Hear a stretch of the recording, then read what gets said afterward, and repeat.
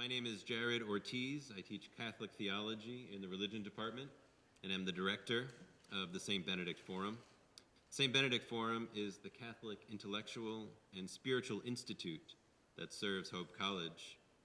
We are a ministry of the local Catholic Church, St. Francis de Sales, and our mission is to bring a distinctively Catholic voice to the Hope College conversation. We are very pleased to bring Anthony Esolen to Hope College today, and I'd like to thank all of our co-sponsors who made this event possible. Hope College's Religion Department, the English Department, and the Philosophy Department. Thanks to Curtis Grunler and the General Education Program and the Cultural Heritage Program. Thank you to Jonathan Haygood and the Senior Seminar Program. Thank you to Sarah Stell and the Clasis Program and the Markets and Morality Program. And last but not least, the Our Sunday Visitor Institute. So lots of people very excited that you're here. Anthony Esolen teaches medieval literature and theology, Renaissance literature, and the development of Western civilization at Providence College in Rhode Island. I first came across the work of Professor Esolen when I read his lovely reflections on Scripture in the Catholic devotional magazine, Magnificat.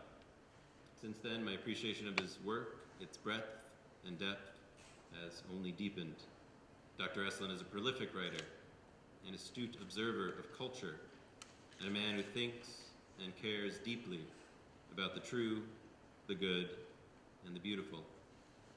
But more than this, he thinks and cares deeply about the hearts and minds of people, especially young people, whose ability to engage the true, the good, and the beautiful is often compromised by an increasingly poisonous popular culture. Dr. Esolen wrote about this in 2 recent books, 10 Ways to Destroy the Imagination of Your Child, and, if that's not enough destruction, 10 Ways to Destroy the Humanity of Your Child. Dr. Esolen is senior editor of Touchstone, an ecumenical journal of mere Christianity. He is translator of Lucretius's On the Nature of Things and Dante's Divine Comedy. He's the author of numerous other books, some of which are on sale in the back. This afternoon, Dr. Esolen will speak on the liberal arts and the Christian college in a post-Christian world. Please help me welcome Anthony Esolen.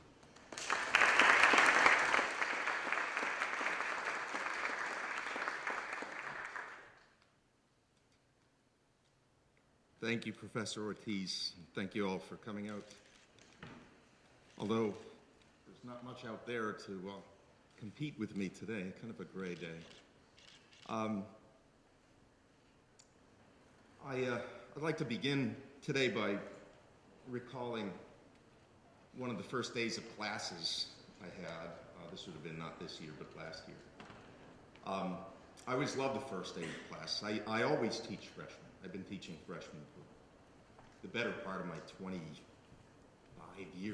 26 years now at Providence College. And freshmen are wonderful because they don't have the mildew growing on their souls that sophomores have. Sophomores, with their worldly wisdom, they've seen it all, they know it all, and they're ready to disabuse the freshmen of any notions they might have that college is going to be a great experience. Those freshmen who come to me on that first day of class, they've got bright eyes. They almost make me blush, the deference that they pay to their first professors. They won't be paying that deference to their professors at the beginning of junior year, but at the beginning of freshman year they do. And we do well to deserve that. Some students, in the last couple of years, maybe it's a change in our student body, I don't know, but they've gone so far as to email me before they've even met me to ask if there's any required reading for the first day of class. I don't even remember what my syllabus is for the first week of class. Do we have any required reading? One young man last year didn't receive my message instructing them on which book to bring to class, so he brought all 8 of our textbooks just to make sure that he got the right one. It must have weighed 20 pounds, a stack of books. And somehow he still managed to miss the one that I wanted them to bring, the English poems of George Herbert, but the kid was a pretty sturdy fellow. I don't think that the weight slowed down his stride. It certainly didn't dampen his enthusiasm or suppress his smile. He's a good kid. Why do they look up to us, these freshmen? They're afraid that what they will encounter in college will be entirely new, foreign, maybe threatening. Yet the most damning judgment that the sophomore can make is that college, after all, and here's the terrible thing that no professor wants to hear, college was no different from high school. For those of you who may be homeschooled, high school is that 4-year asylum where they put teenagers because we have no idea what else to do with them. That's because college, and it's a disappointment, right? Because college still signifies for them a higher calling, an entry into the temple precincts, somewhere in the reflected light streaming from the Holy of Holies. I think that even secular students have some of this expectation. College is or should be where the brightest people dwell. We won't get into whether that's accurate. Wholly devoted to the relatively unremunerative pursuit of the truth, like the monks of old.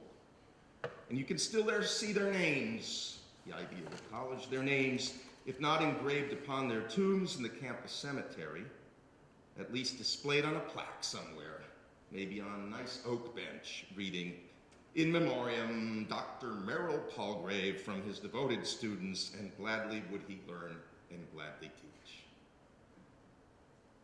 That, by the way, is a quote from Chaucer, and anybody who's from the University of Michigan, Chaucer was a medieval English poet.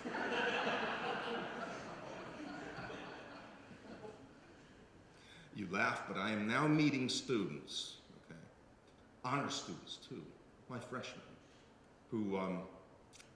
whose experience of English literature in the high schools has been so stripped down that they do not even recognize the names of such English poets as Milton and Tennyson and Wordsworth and even Chaucer. It's not that they haven't read him in high school. They've never even heard of him. Oh gosh, they want to think well of us, these students. They come to find out, sometimes with delight, sometimes with disillusionment or dismay, that we're human beings after all. This man here hasn't even read the textbook he's signed. He wastes his students' time and money. This is true, this is professor at my school, by jawing all the time about contemporary politics, which he understands no better than they do. He's a psychology professor. He just wastes the students' time. That woman there should have been a drill sergeant in the Imperial Japanese Army. She once had a heart. And it did beat warmly and tenderly, but a certain kind of cryogenics, which I needn't mention, took care of it. I'm thinking of another professor, high school. Students may learn amiable things about us, too, that we have spouses and children. That always strikes them as a surprise.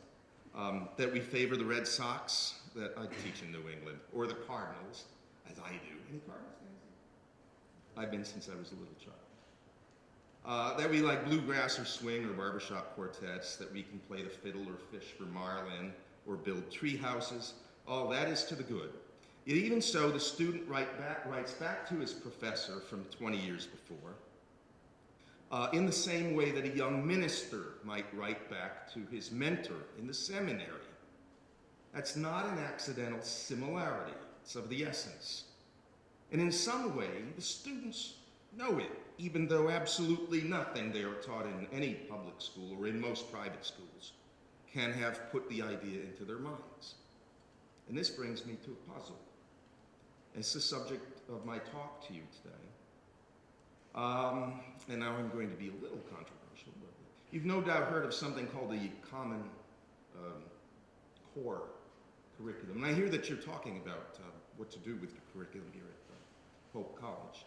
The Common Core curriculum, if you haven't heard about it, is the fifth horseman of the apocalypse, which has been visited upon the sons of men for their folly and wickedness. This one is not a red horse or even a pale horse, but a coughing, broken-winded old nag. The worst of the old improvements in education, gussied up with techno-lingo, a lot of money, and made to trot by the reliable methods of financial carrots and bureaucratic sticks. Now, I'm not here to talk centrally about that thing. You not welcome me into your midst so that I might inform you, in case you didn't know, that sewers have an uneasy smell, or that the most dangerous thing in the world is a theorist with one idea, a lot of money, and the power of the state behind him. I bring up the Common Core because of the name, or rather the advertising tag. That's what it is, alliteration and all. Reminds me of George Orwell's Ministry of Truth, or Minute-Truth, to use the Newspeak advertising lingo. Minute-Truth is where evidence of events goes down the memory hole to disappear forever. Or the Ministry of Love, Minilove, with an L-U-V, terrifying underground hole where you go to have your spirit crushed, to betray your friends, and to truckle to the boundless ambition of Big Brother. It reminds me of that because there is no core in that Common Core, only a hole where a core should have been. There is, to be specific, no heritage of songs that touch the heart, no heroes to make the eyes grow wide with wonder, no vision of a celestial city to rouse us from our sloth and to say, come, let us take up the journey. There's nothing there. What can it mean to have a core? Does it have something to do with what my bright-eyed freshmen expect from me? Is it like entering into a holy place? And if it is like that, where is that place? Is it set apart from the world in splendid isolation? I don't think so. What is it? A core. The promoters of the Common Core, and of so much in our colleges that is misguided, even if well-intended, for the promoters of that Common Core, the one thing needful is the imparting of so-called skills. We've suffered this at my college. We revised our curriculum a few years ago, much to the detriment of the curriculum and to the annoyance of the students, because now they have to have exhibited their acquisition of a list of skills, for instance, oral proficiency, which had nothing to do with toothpaste and toothbrush, but apparently speaking in public. I am so glad that this happened after my days in college. I was extremely shy when I was in college. I would have hated any such nonsense as oral proficiency, tested it. You come upon these things, you learn them by doing them. Anyway, don't get me started. These skills include writing a formal essay that descends upon the mind of the reader like a chloroform towel on the nose and mouth, or mastering a 9-step algorithm for solving a problem in higher arithmetic without the too dangerous assistance of intuition or strong memory. The promoters think of education as essentially technological, for doing things that are precisely delineated. It's an education for clever robots. Doesn't even rise to the aspirations of our good friend of happy memory, the Tin Man, who sings, and I'm not gonna sing it, I'd be tender, I'd be gentle, and awful sentimental regarding love and art. I'd be friends with the sparrows and the boy who shoots the arrows if I only had a heart. A core, if it is to be a core, not just a small collection of courses with a name like those that are used to sell toothpaste. The core must be a heart. And if it is a heart, for beings with hearts must reach into the depths of those hearts. And the thesis of my talk today is that not only can a classical Christian education be such a heart, it is the only thing remaining that can be. Nothing else remains. And see why I'd like to take a cue from a recent article in a Catholic journal called Logos. This was an article on St. Teresa Benedicta of the Cross, whom we otherwise know as Edith Stein, St. Edith Stein, and her philosophy of the soul. Edith Stein was the most brilliant student of the German phenomenologist, Edmund Husserl. Husserl was a pious man, Lutheran, I believe, though maybe not the most orthodox of Lutherans. Husserl set himself the task of demonstrating the utter inadequacy of materialism to explain the primary facts of human experience.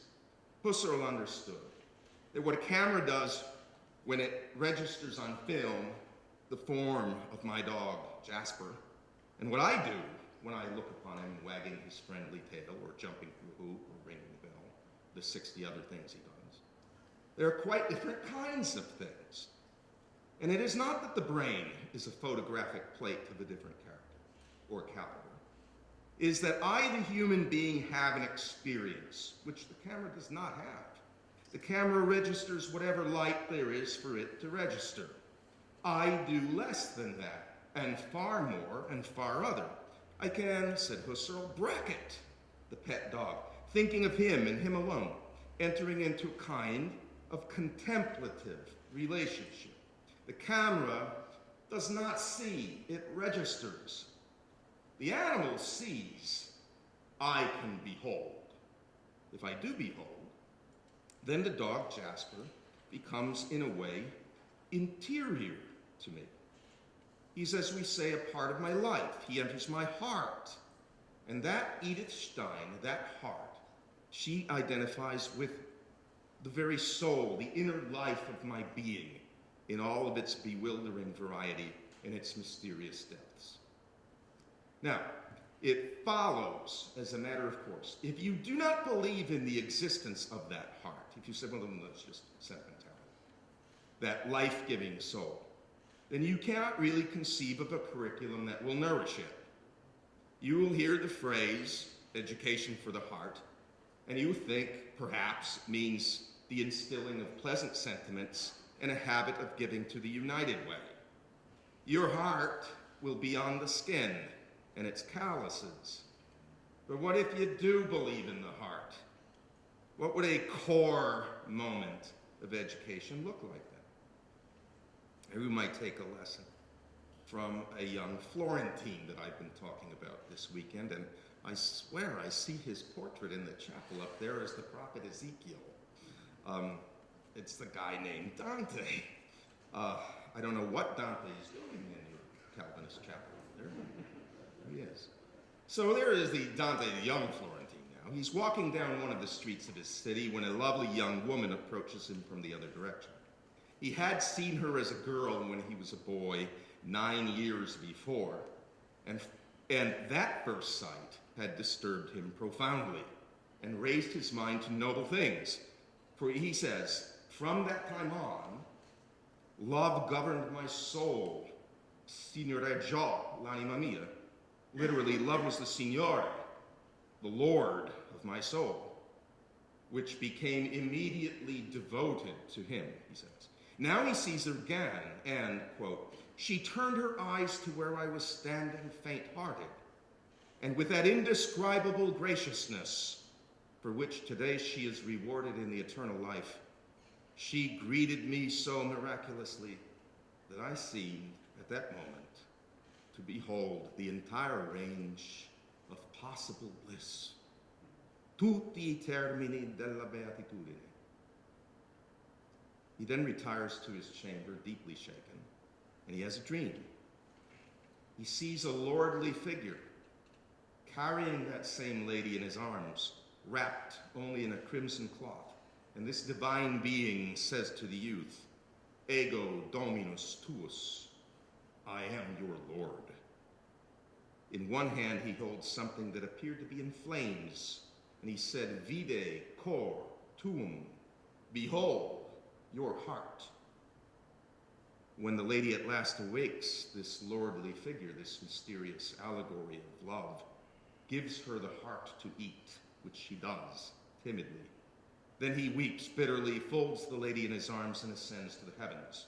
The dreamer awakes and describes his dream in a sonnet, the first poem of love he has ever written. We're speaking of the young Dante and Beatrice here, in the account of their meeting, which Dante gives us in La Vita Nuova, which might be translated as youth, or the new life, or the novel life, that is, the strange and wondrous life. All those meanings are to be heard. Now, I had a conversation recently with somebody on the telephone. He's a very nice fellow. He wanted to interview me for a radio show on Dante. And yet, this man seemed not to have the slightest idea about the Christian faith that Dante believed in. He wasn't hostile, he was just simply ignorant. He wanted to talk about what for me is the least interesting feature of Dante's work, the Divine Comedy. The least interesting feature for me is the conflict between the Guelphs and the Ghibellines. How many people here are saying, how could you possibly say that about the Guelphs? I have dreams about the Guelphs and the Ghibellines. I have baseball cards, I have Ghibelline cards. You know what it's like? It's like, I imagine if CNN and our other news outlets, which are perfectly useless, all of them, right across the political spectrum. But if they had been present when Jesus raised Lazarus from the dead, okay, what would they have asked Lazarus? Is he going to vote Pharisee or Sadducee? Someone is raised from the dead before your very eyes, and you are asking a question about what influence it will have on electoral politics. You have to be out of your mind. I didn't say he was, I don't want to say he was out of his mind, but there was just something missing here. As for Beatrice, he asked me whether the girl was really a kind of Swedish tart. Okay. I don't know what the lingo is here in Michigan, a Swedish hooker. No, there you have it. Beatrice reduced to somebody you might see on the cover of People magazine. Beatrice as, what's the Armenian harlot's name? You know what I'm talking about. The one who marries people and divorces them 5 minutes later. And, yes, that's it, that's right. He didn't mean to be flippant. He did not. And nor was it that he thought that old literature was worthless. He didn't think that. It's that we have abandoned so much of our cultural heritage that even people who want to respect it might as well be staring at Chinese pictograms. There was a time when you could approach that heritage. You could make some sense of Dante or Shakespeare or Milton without the faith that brings your heart to life. You would know about the Word made flesh, even if you spent most of your time denying it. That day has passed. Look what my caller could not sense. Luca can find no place in his intellectual and spiritual universe. Something has happened to Dante that does more than add to a stock of youthful experiences. It's not so much something that happens during his life, but something that raises him up to a new and more momentous manner of life, in comparison with which the old life had seemed little better than sleepwalking. Here begins his instruction in love, by love. Does not merely say that this love made him happy, and in fact, for most of La Vita Nuova, the youth is not happy. He is confused, frustrated, self-absorbed, and sorrowful. And Beatrice herself, in the course of La Vita Nuova, will die. He says that her greetings seem to open out to his sight the farthest reaches of beatitudine, blessedness, the bliss that comes to us wholly as a gift, as when Jesus says, "Blessed are the pure in heart, for they shall see God." Now, it is impossible to reduce this experience to an event that can be logged, tagged, interpreted, and set on a shelf. It cannot be reduced to a footnote in that ever-burning conflict between Guelphs and Ghibellines, or golfers and goblins, whatever. It is not a turn in a political struggle. Dante gains no, and I detest this word, information from it. The profound encounter of one person with another person is not a datum like the chemical formula for salt, formula that never had any savor to lose. Cor ad cor loquitur, John Henry Newman reminds us. Heart speaks to heart, was his motto. Only a heart can speak to a heart, and that is what hearts are for. Advanced in years, Dante will tell us that for a while during his life, he no longer heard the voice of the heart. I was so full of sleep, he says at the beginning of Inferno, when first I left the way of truth behind. His recovery of the way in the Divine Comedy is his learning to hear again that voice, to have a heart again and again, and not me, sentimentality. The learning of love, then, is profoundly interior to the person. It constitutes the person to whom it is interior. It is the king and center of all hearts. It is not I, says St. Paul, but Christ who lives in me. And because it is Christ, and only because it is Christ, it is that St. Paul most himself when he is most Christ's. And so to Dante is most himself in the Divine Comedy when he most belongs to Beatrice, who always directs his attention to Christ. We see this confidence when in Paradise he is struck blind momentarily, more than momentarily, for a good long section of a whole canto, by the brilliance of the light of St. John the Apostle. John advises him not to be troubled, because the eyes of Beatrice will clear his eyes, just as the hand of Ananias, he says, cleared the eyes of St. Paul when he was struck blind on the road to Damascus. Meanwhile, John asks Dante to declare the final aim and fulfillment of his desires. Dante's met the three great apostles, Peter, James, and John. They have grilled him on the theological virtues, Peter on faith, James on hope, and now John on love.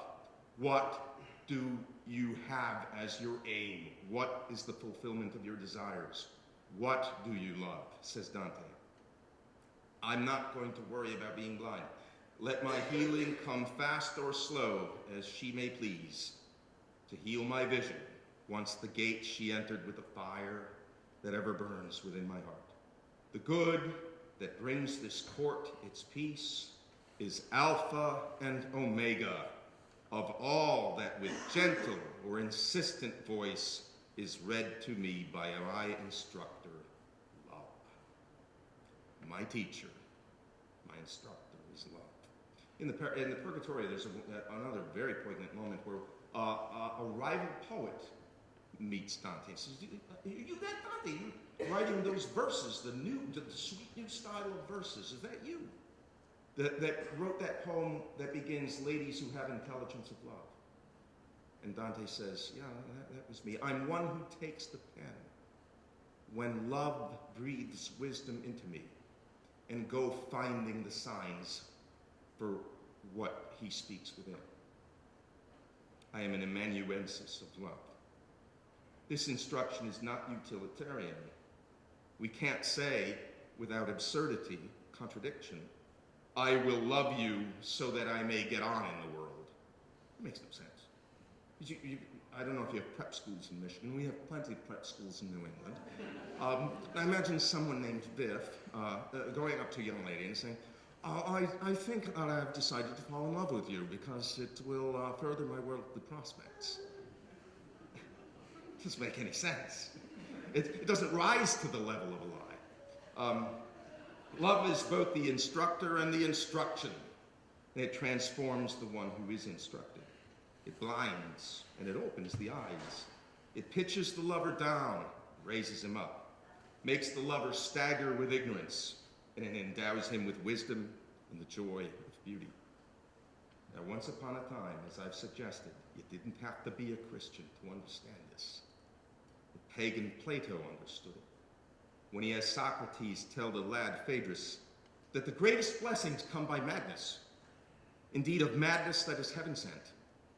For in the madness born of love, the soul stretches her wings, and the charioteer with his team of horses, one noble and a lover of truth, the other wayward and a pursuer of physical appetite, the charioteer struggles to rise again to those heights whence he once glimpsed true and immortal beauty. This madness is whole and sane. But the Christian faith baptized the best and holiest of that pagan wisdom. And there is now simply no going back behind Jesus. And why would one try? Look at the wealth of thought about love and personality that we have inherited. Listen, for instance, to Edmund Spenser, a Protestant poet in the Elizabethan era in England, writing this sonnet in his Amoretti in honor of his beloved Elizabeth, whom he was to marry. It's unique in the history of love sonnet sequences. The girl actually says yes, and they get married. And this is celebrated in the poem. Somebody might want to ask me about that. It's amazing, amazing. This sonnet, listen. The sovereign beauty which I do admire, witness the world how worthy to be praised. The light whereof hath kindled heavenly fire in my frail spirit, by her from baseness raised. That being now with her huge brightness dazed, base thing I can no more endure to view, but looking on her, still I stand amazed at wondrous sight of so celestial hue.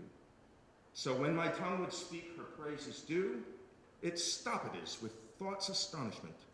And when my pen would write her titles true, it ravished is with fancy's wonderment. Yet in my heart I then both speak and write the wonder that my wit cannot indict. Think of that. His spirit, frail by its fallen nature, is raised from baseness by her chaste love, raised not to a competency in marketable skills, but to a vision so brilliant that he can neither gaze upon it steadily nor speak about it comfortably. His tongue is stopped, his pen is ravished with its inner meaning there of rapture, of being swept up involuntarily into the heaven of heavens. But the experience of love does indeed make him wise, not voluble, not presumptuous, not prying into all things hidden, but wise. And where then does he write? To whom then does he speak? In my heart, he says, I then both speak and write the wonder that my wit cannot indict. It is a wonder that penetrates to the core of his being. Only a classical Christian education now can bring young people to the threshold of the love that threatens to batter down the gates of the heart. One reason is simple enough. There are no more pagans like Plato among us. Pagans and sub-pagans at Yale are not reading St. Augustine, while the ardent Christians at Patrick Henry College, Biola University, Christendom College are reading him, as they are learning Latin and ancient Greek and reading Dante and Thomas Aquinas and Spencer and Milton. In other words, that core ad core education that Newman enjoyed has its roots in the educational habits of the medieval schools, which in point of fact preserved and purified the best of what the wisest pagans had to offer. There is nothing left now except cold steel and fiberglass teaching machine, that inhuman thing. And architecture reflects, I think, what people believe goes on in the places that they build. If you are building schools that cannot be distinguished from a half-mile away, whether they are schools or factories or prisons, then well, form follows function. Form follows function. I mean, they might be building schools that look like prisons or look like factories because, in fact, they serve some of the same purposes. There's nothing left except for those and the Christian school. It's either John Dewey, Bill Gates, and Henry Ford, or it is Thomas Aquinas, Michelangelo, John Milton, George Herbert. Matthew Arnold, with his cultural classicism, is dead. And this consideration brings me to another way to think of the heart or the soul as the heart, as Edith Stein puts it. A heart is a heart because it is in the center. But to be in the center of a human being is not the same as being the center of a robot.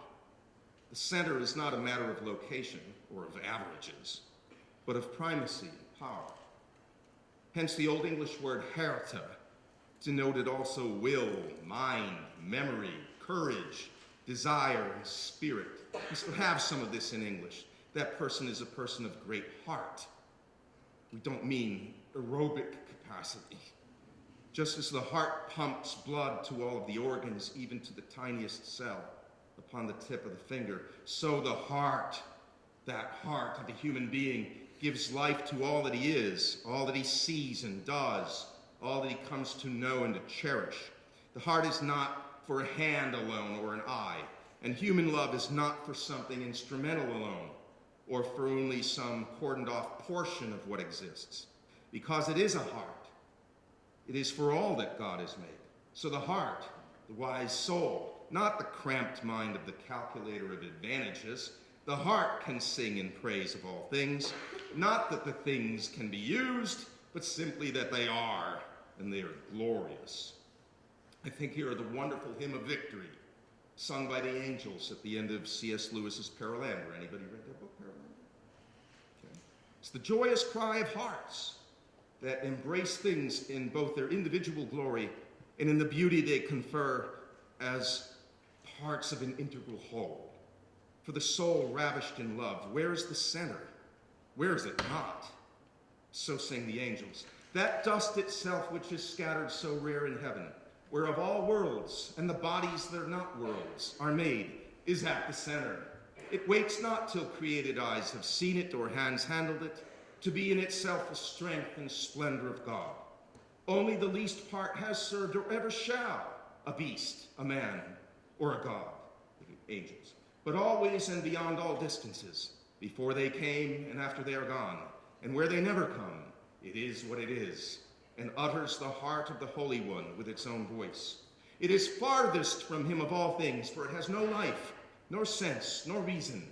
It is nearest to him of all things. For without intervening soul, as sparks fly out of fire, he utters in each grain of it the unmixed image of his energy. Each grain, if it spoke, would say, I am at the center, for me all things were made. Let no mouth open to gainsay it, blessed be he. The hair of a man is but an excrescence to people who aspire to see no more than parts, and dimly at that. For God, who is love, those hairs are so precious as to be counted and remembered. The stray particles of matter in the vast spaces between the worlds to people who reduce all things to quantity mean nothing, but God, who is love, is present in his plenitude in the smallest chambers of their invisible and inconceivable depths. A boy walks down a path in the woods whistling a tune and slapping his thigh to call the dog over from snuffling in the brambles, to people who reduce all human things to counters on a banker's desk or toy soldiers in a field of historical development. To them, the boy is beneath notice. But God took flesh and dwelt among us and was a boy. And the look in that boy's eyes and the words that came from his lips amazed the most learned in the temple. A young husband presses the hand of his wife as they sit quietly together, a third one among them yet unfelt and unknown. The demographer will find only cause to make one more tally on his rolls. The two of them go to church on Sunday to pray together. The modern professor and ideologue, without the courage of his nihilism, shrugs and says, if that's how they want to spend their spare time, it's nothing to him. What I'm trying to get at here is what Newman affirmed in the idea of a university. And this may be most controversial, I would say now, but I have seen it. Without theology, says Newman, the science that springs from God's revelation to man, the one thing that by its very nature bears upon all other things. Without that, the individual objects of study are left radically incomplete and unconnected with one another. A friend of mine, a man named Reinhard Hütter, theology professor at Duke, says that the university ceases to be a university but a polytechnical. Just as there is no core in the Common Core, so there is nothing unitive in the modern university, and nothing to unite a public in the public school. We're left with the educational analog of those expensive suburbs springing up everywhere in the vicinity of bureaucracies flush with money. Subdivision here, subdivision there, mansion here, mansion there, without any shared history or sense of place or objects of devotion. No songs to sing, and no one merely being there to whom you might sing a song. In our universities that are not unitive, the scientist does not think of Shakespeare. In many schools where the disintegration is far advanced, the English professor does not think of Shakespeare. The history professor does not think of the rings of Saturn. The sociology professor does not think of the deep blue heavens painted by Fra Angelico. The art history professor has never heard the name of Christopher Dawson. One of my colleagues, a feminist professor of modern literature who hails from Finland, never heard the name of Sigrid Undset, 20th century Norwegian. I know that Norway is not Finland, but still. And Undset, to my mind, is the greatest woman novelist who ever lived. Nothing unites the university faculty, and that's why they fall so easily to the base conformity of the politically correct. My students now tell me that poetry has joined grammar, the ancient languages, geography, and most of Western history in the dumpsters behind our elementary schools and high schools. As I said before, I used to meet some students who had never read Milton. I now regularly meet students, many of them, even honor students, who don't even recognize the name of the greatest of English poets, if you consider Shakespeare a playwright, not a poet. The Christian, however, should lay claim to our long history of embracing all areas of study, not as individual beasts in a corral, not as items on a kind of Chinese menu, a little bit of this and a little bit of that, but as beautiful and mysterious parts of a comprehensive whole. Think again of the difference between a human being, that is a person, and a machine. There is no heart to my truck.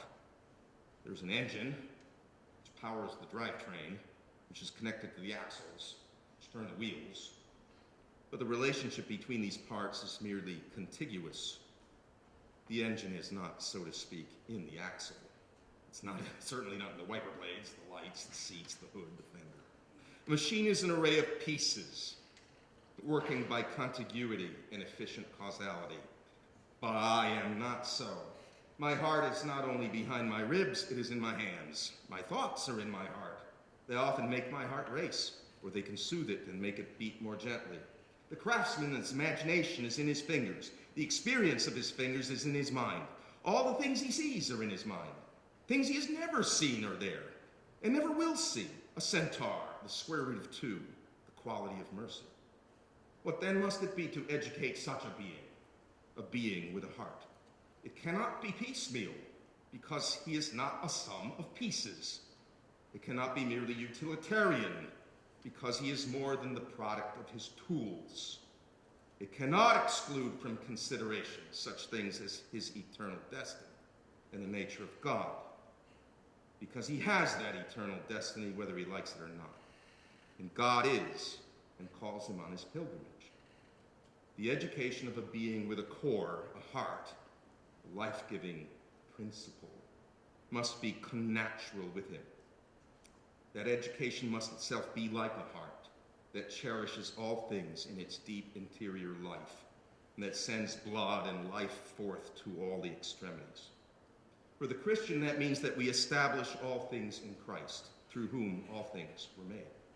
For the Christian educator, it means that it must become second nature to us, to bring together our two scattered disciplines, and to shepherd them all under the fostering care of the queen of the sciences, the truly alma mater of the soul, which is theology. Does not mean that theologians tell the scientists what the ions are doing, or they tell the English teacher what Shakespeare meant by something rich and strange. Does mean, however, that students and teachers both see themselves as related to one another and as embarking on a common pilgrimage, and that each in his own way they understand that they derive their meaning and their life from a truth that transcends them all. and that alone can unite them precisely because it transcends them. In practical terms, it means they speak to one another and learn from one another. But it has to be more than that, you see. Maybe now I'm saying the most controversial thing. This God is not a principle. He's not a mere theorem. He's not a solution to an equation. He's a person. The person through whom and in whom we ourselves derive whatever personhood we possess. A truly Christian education must derive its vitality then from its address to that person. That is, from common prayer. We don't pray instrumentally to accomplish a useful unity with one another. That would be backwards. We pray to God in one another's company, with one another, for one another. And that is the thing that unites us. Just as love for a beautiful work of art or music might unite people who otherwise would have nothing to say to each other. There's no human education, really, unless it is open to God. There is no coherent education unless it appeals to the heart of man. And there can be no Christian education unless the disciplines do reflect upon one another, deriving their worth and their unity from the consideration of what God has done. But who is the theologian? Theologian is he who prays, says one of the Greek fathers. That is what professors and students should do also as the highest expression of their enterprise in teaching and in learning.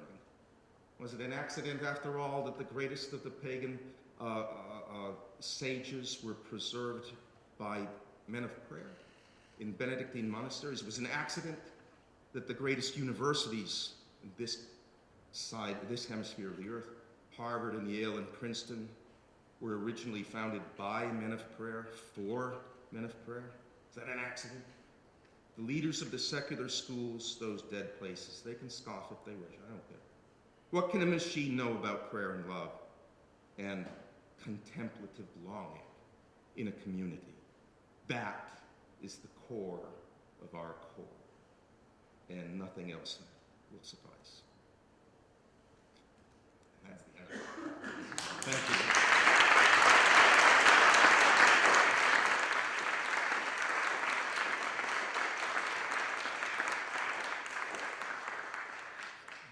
Now, I am told that this is your opportunity to throw questions at me, and since I'm Italian, if you don't ask me questions,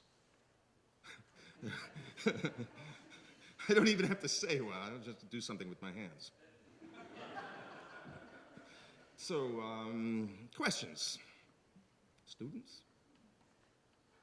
Yes, sir.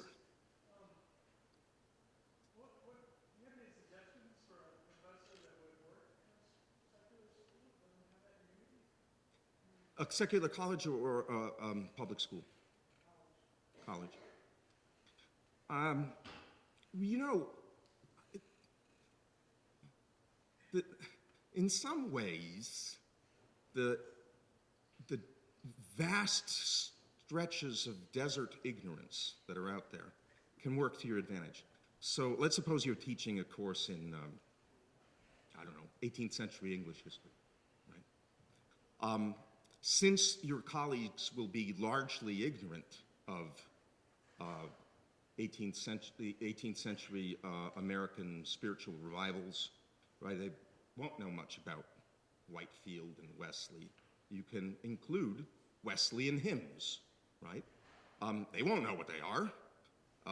You might as well be exhibiting some flora and fauna from Mars, okay? You might import into your class an English novel. Joseph Andrews, for instance, by Henry Fielding. Wonderful novel. It's a rollicking comic masterpiece. And its hero is the great and good Low Church parson Abraham Adams, one of the greatest characters in English literary history. A kind of English Don Quixote in miniature, and why is there darkness descending upon us? The line of Pope, the last line of the Dunciad shows, I mean, universal darkness covers all, buries all. That you can do, you know? I mean, there are all kinds of things that you can do to ensure that, at least in your class, the students will be getting something of a truly human education. And it will be hard for your colleagues to scoff at this in the first instance because they simply don't know what those things are, okay? And then you can also at the same time say, well, I'm being interdisciplinary. And as soon as you throw that word there, it's that right now in faculty arguments is the ace of trumps, you know? Well, what are you really doing there with those Wesleyan hymns and Joseph Andrews? And you say, interdisciplinary. So you're an Italian, you play the card like this. Right? It might have been harder to do that, actually, 15 years ago, because more people would have been on to you. But now, I mean, everybody's specialization is so narrow in a lot of the colleges that no, you might as well be talking in Sanskrit. So you get away with things that way. Is that possibly helpful? And your students will love you for it. Your students love that kind of thing. Well, I guess what I was wondering is that when you interact with the students that have sort of been given a narrow perspective or a narrowly Yeah. education, it almost seems like there's not enough time. Well, It seems like you get embittered. yeah. Let me suggest to you that wonders can be wrought for such students with experiences with beautiful things, okay? The beautiful thing can be a short work of music, it can be a great painting, it can be a short poem, right? The students that come to us are starved for beauty. I have now pretty much decided that this is true for most public schools and for many, many, many private schools also. The student's experience of literature is 20th century literature to cut your throat by, okay? Basically dystopian literature of the 20th century and vampires, right? We go from dystopias to vampires. And a couple of Shakespeare plays out of context as a kind of inoculation to make sure that students never catch the disease for Shakespeare, never have any love for Shakespeare ever again. So they really don't have much interaction with what is genuinely beautiful. And then you introduce them to a few things. You never know where that's going to lead.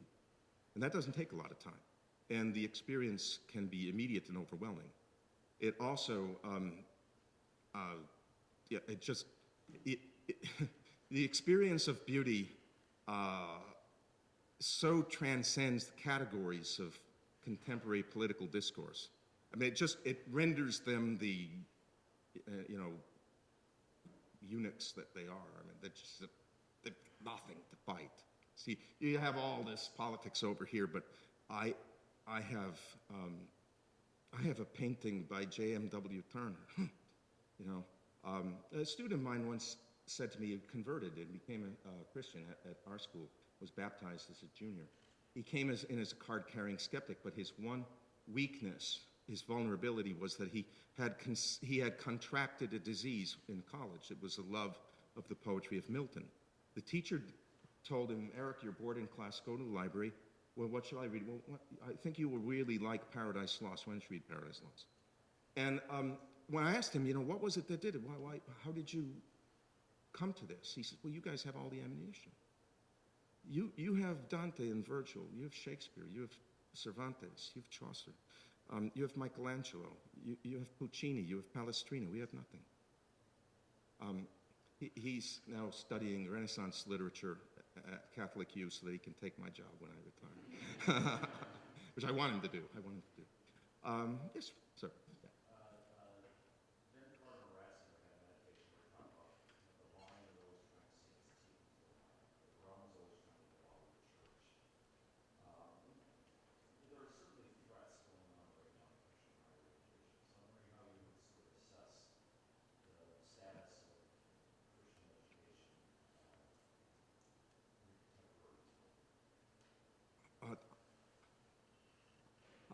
I like to use the image of seedlings and sprouts breaking through the blacktop, and that in the end, the good money will always be on the green things and not on the blacktop. I think that the blacktop is crumbling all over the place.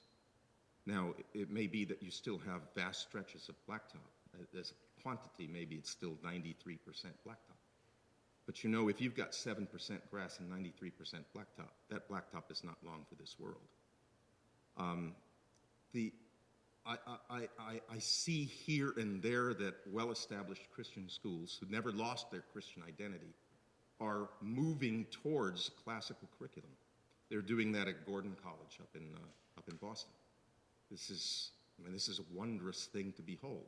Some Catholic schools are saying, you know, maybe that was a stupid thing that we did to throw away our curriculum. And they're making hesitant steps to recover some. We never threw ours away. We've got a Western civilization program that takes 2 years. It's required of every student. For the honors students, it's 5 hours a week for 2 years, taught by teams of professors. There's nothing like it in the country, I think. But you know, other places, all the Catholic and Christian schools that have been founded in, let's say, the last 30 years, they're all what we would call classical. And then there are these little startup high schools and grade schools all over the place. They're going in that direction. The school in Grand Rapids, Sacred Heart School, has gone from, I've been told, 65 students to 230 in 3 years. How has it done that? Not by bringing in a bunch of educational consultants, but by common prayer every day, significant common prayer, and classical curriculum. And people flock to it because they actually deep down like to be wise and to be surrounded with beauty. You know? I mean, if you want to be surrounded with ugliness, just you watch TV or you take a walk down Main Street of any American city, and you get your fill of ugliness there. But to actually be in the midst of beautiful things. So I am very hopeful. Now, I mean, in terms of absolute numbers, these places are still very much in the minority, but it's where all the action is. The others are shrinking, and they deserve to. Right? Other questions? I know Dante. Yes, sir. You're a Cubs fan. I'm going to forgive you for that.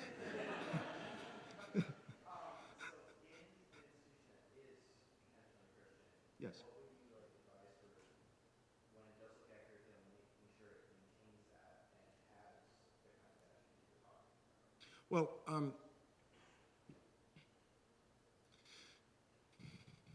I'm very fond of a dictum from St. Thomas Aquinas, which I think Calvin and Jonathan Edwards would, in a qualified way, agree with, okay? And that is that grace builds upon and presupposes nature.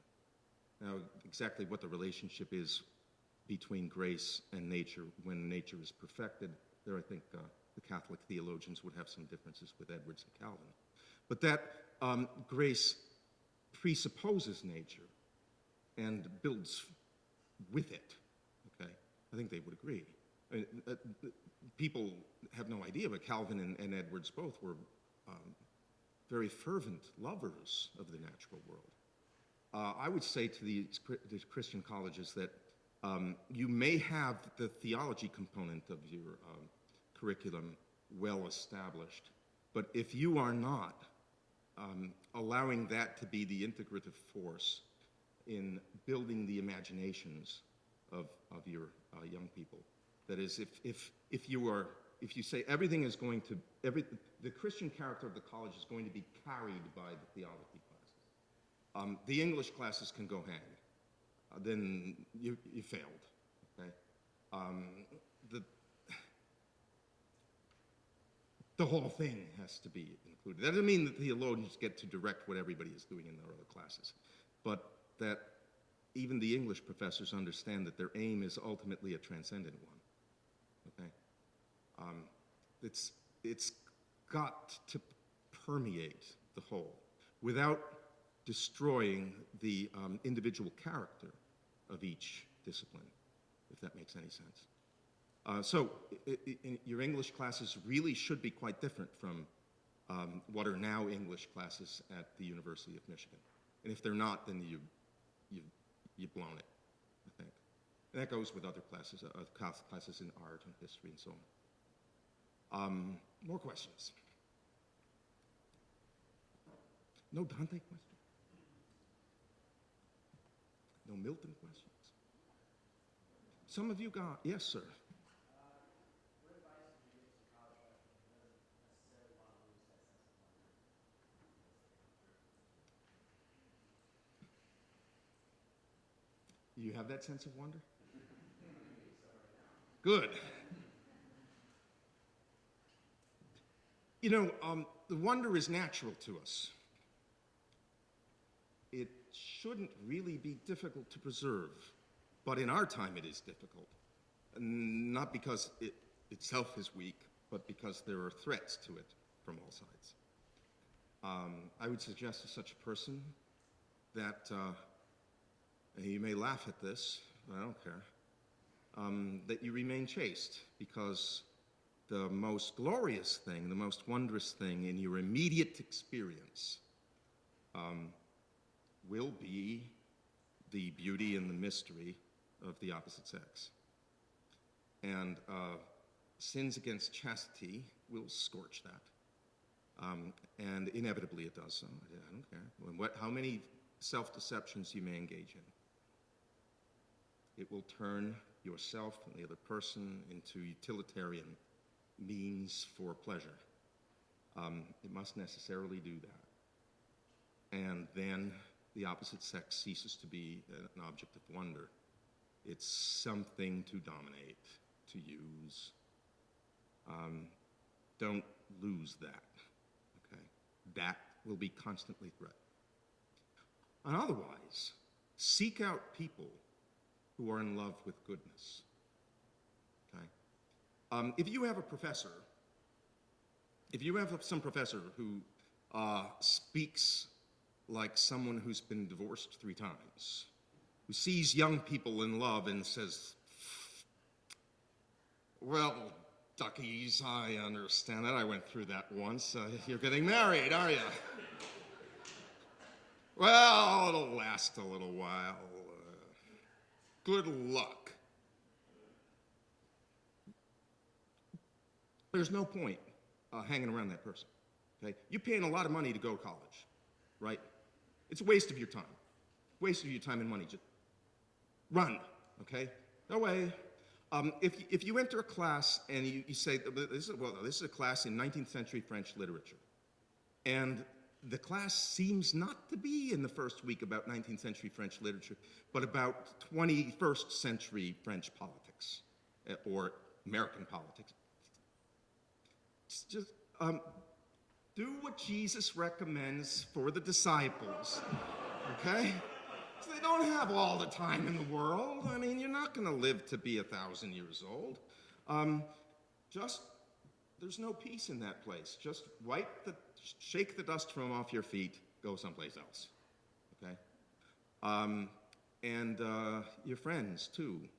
I understand that you sometimes make friends with your roommates, and the roommates are, you know, a mixed bag. And very often in college, you become friends with people that you don't like. That's all right, okay? But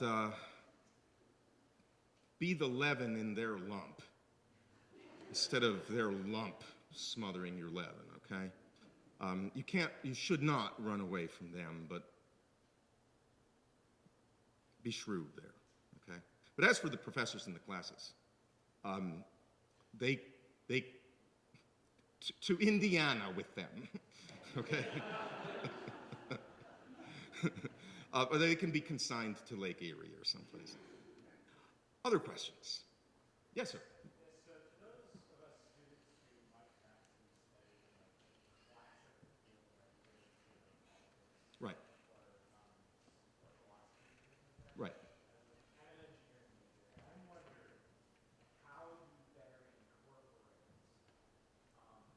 those that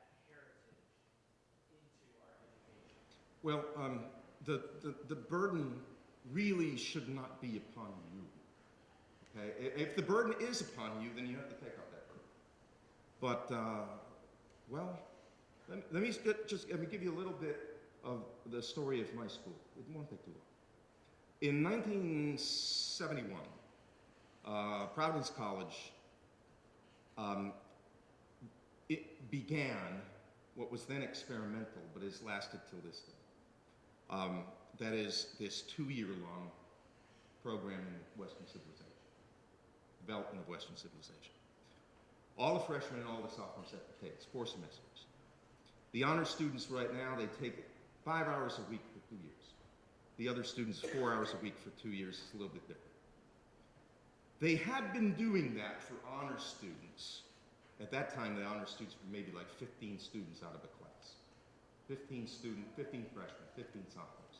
They had been doing that since 1958, and it had worked. The honor students loved it. And so they said, we want to give to all of the students the benefits that the honor students have been receiving. Now, when they were doing that, it was in the teeth of what all the other schools were doing at that same time, because all the other schools were dumping their curriculum, right? There's a little 4-year community college on the opposite side of the city from us at Providence.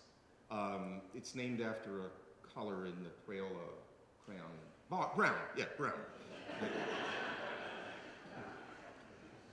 Brown University ditched its entire curriculum at that same time, okay? They had a classic curriculum, they threw it all out. They have nothing. To this day, they have nothing, okay? And the teachers at Providence College, some Dominicans, but also some laymen who were committed to the classical heritage, they said, we don't want that. So instead, they revised the curriculum to build this program. It required an enormous commitment and redirection of faculty energy. Because now, instead of just dealing with 15 freshmen and 15 sophomores, at that time it would have been 600 freshmen and 600 sophomores. Now it's 1,000 freshmen and 1,000 sophomores. So you've got 2,000 students at any one time at Providence College who are in this program. So we're talking about dozens of faculty members committed to teach with one another. This is not just, you've got one professor over there and then he's got a section, another professor over there. They teach in teams of 3, 2, 3, and 4, right? They did that. And of course, everybody for a decade or so thought that they were stupid. And a lot of the professors at Providence College, especially at my school, the opponents came from the social sciences. They hated it. They just hated it. They've been trying to destroy it for, 40 years now, more than 40 years. But it has survived, and now we find other schools sending delegates to us saying, what do you do here, and how does it work? Right? So maybe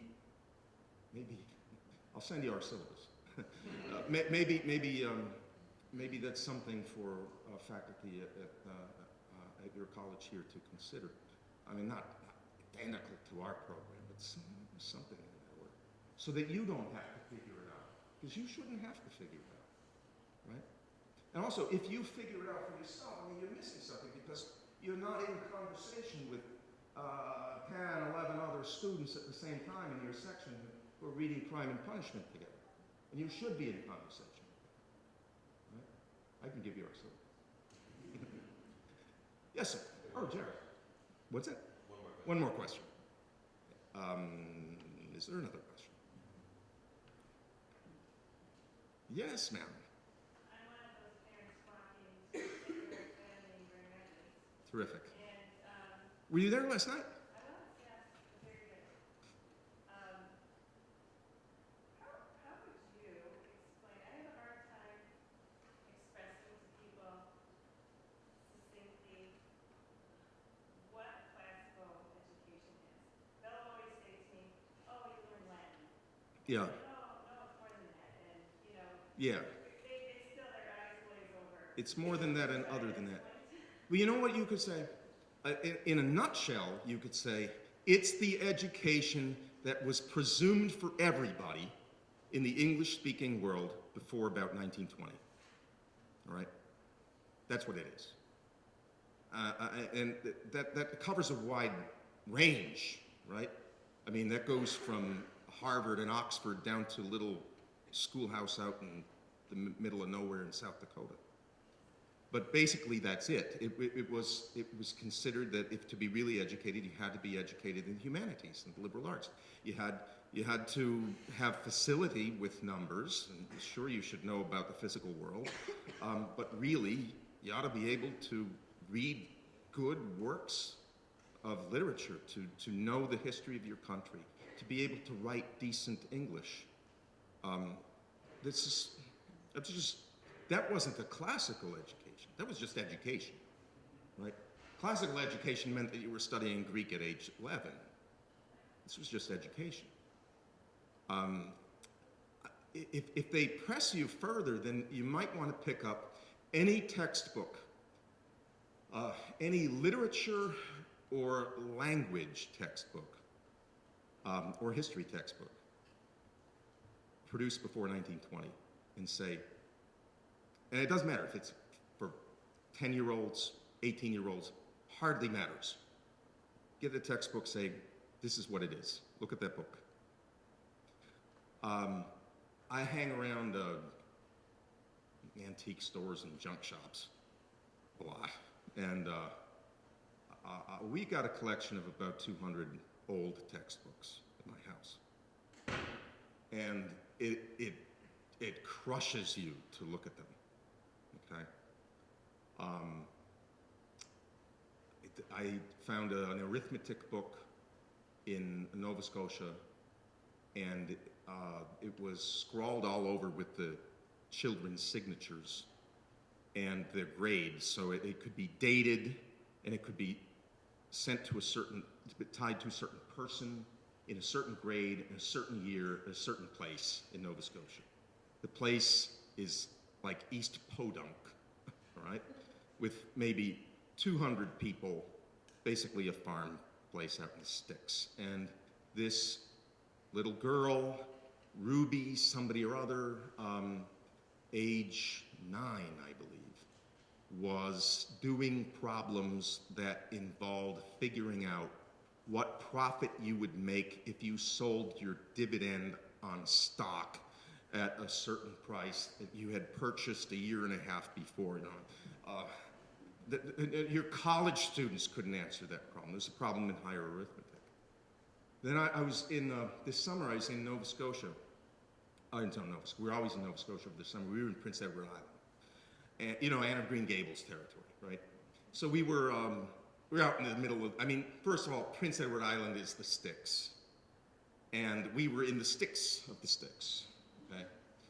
Just in a little village that now is a living museum out in the middle of nowhere, potato farms.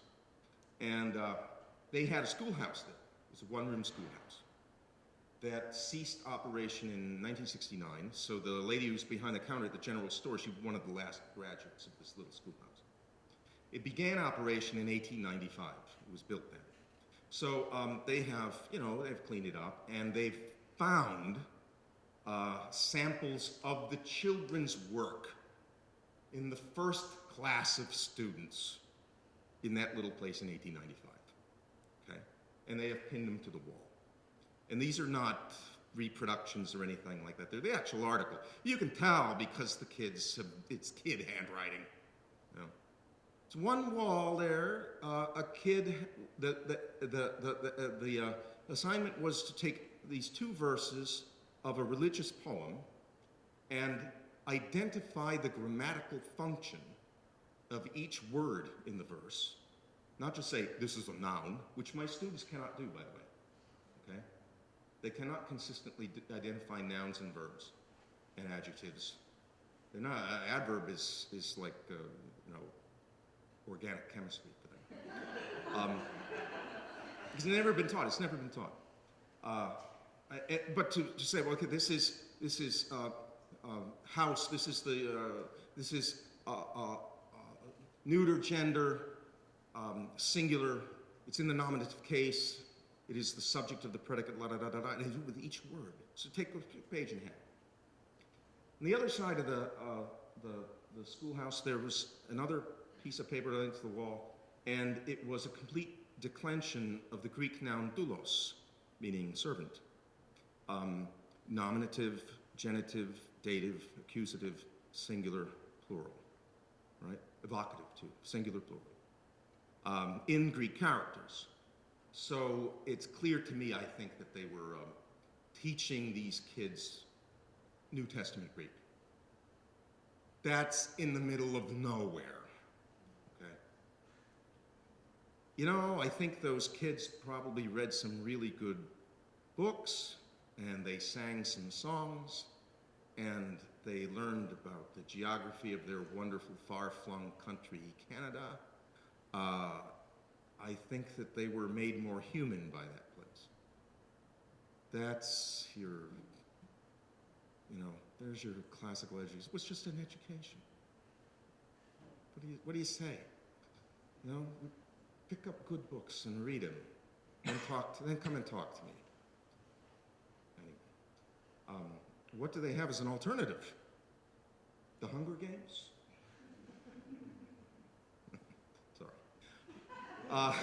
There was supposed to be only one more question, is that it?